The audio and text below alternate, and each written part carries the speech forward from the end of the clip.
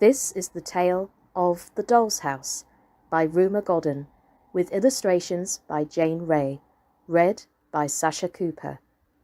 On behalf of Quarantine Kids Storytime, we would just like to say a huge thank you to the Rumer Godden Literary Trust and Jane Murray Flutter, Rumer Godden's daughter, for granting us permission to read The Doll's House. If you'd like to know more information about Rumer Godden's works, you can visit the Literary Trust's website, www.rumergodden.com. I will also put this link down in the description box for you. Thank you once again for tuning in, so sit back, relax, and enjoy the adventures that Totty and her friends have. Enjoy. Chapter 13. It was winter when Totty came back to the doll's house. If you would like to know how winter looks to a doll, imagine yourself as looking into a crystal ball, a ball made of glass, in which a Christmas frost snowstorm is being shaken down on little splinter trees and cardboard houses. Children were given those snowstorm balls when great-great-aunt Laura and Emily and Charlotte's great-grandmother were young.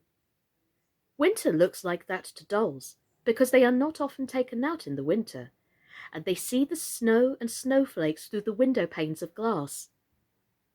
Totty came back, and it was winter, but so far there was no snow. Emily and Charlotte took her with them when they went to Mrs. Innisfree's house to fetch the couch and chairs. "Totty ought to go, because it was Totty who really got the chairs for us," said Emily. "Are the couch and chairs really coming, Totty?" asked Mr. Plantagenet. "We have been wishing and wishing."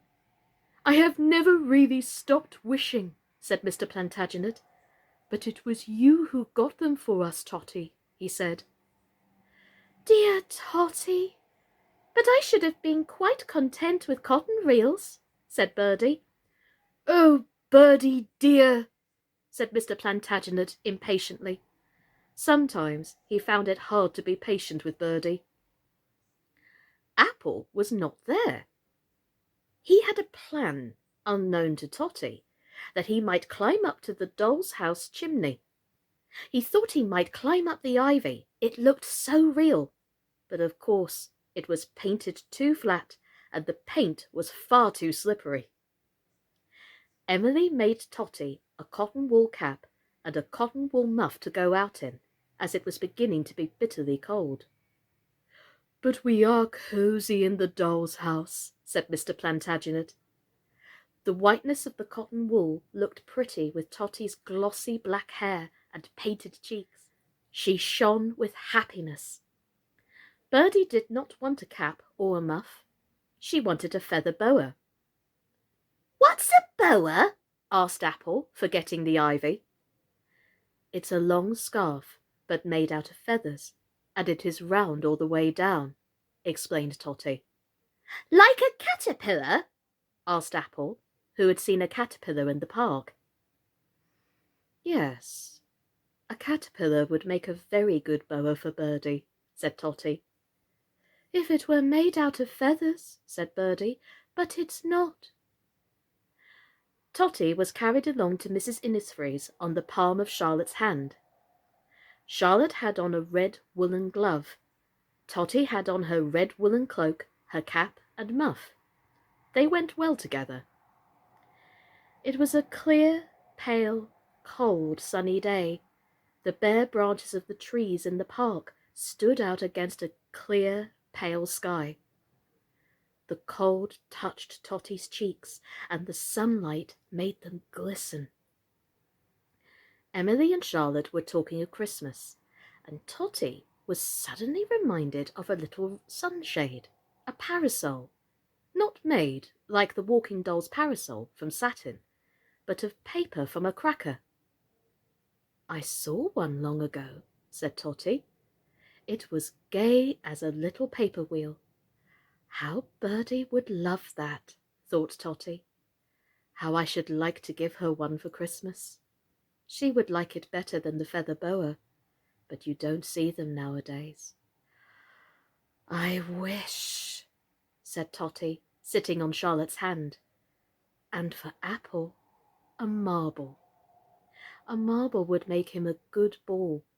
And for Dana, a tiddlywinks plate, a nice big purple one.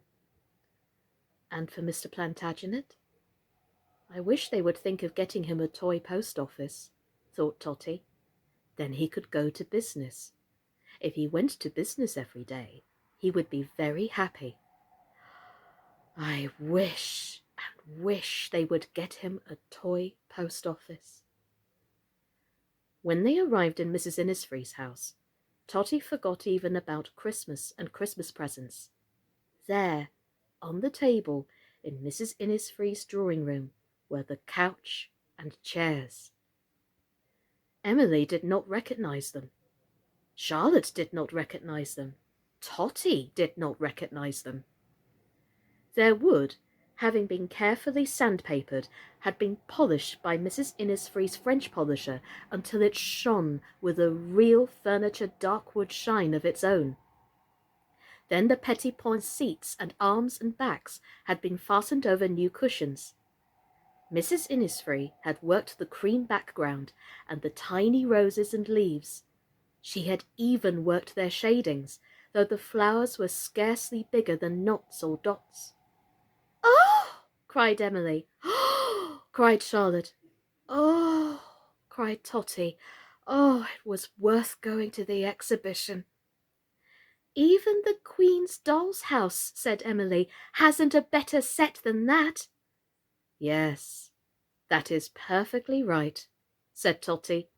She felt now she knew something about queens.